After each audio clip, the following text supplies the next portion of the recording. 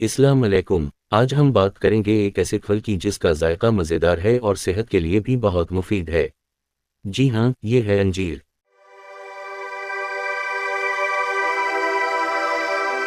अंजीर एक पुराना फल है जो दुनिया भर में सदियों से इस्तेमाल हो रहा है।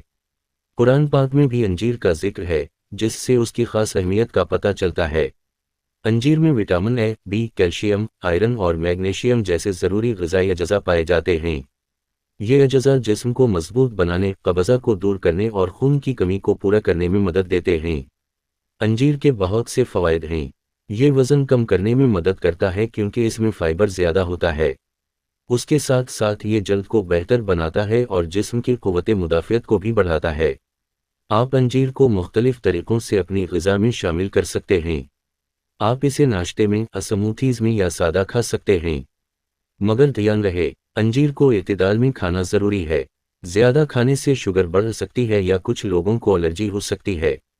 ख़ास तौर पर शुगर के मरीजों को एहतियात करनी चाहिए।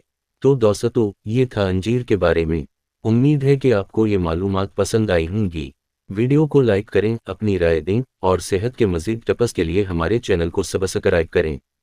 शुक्रिया। अल्लाह हाफ़िज़।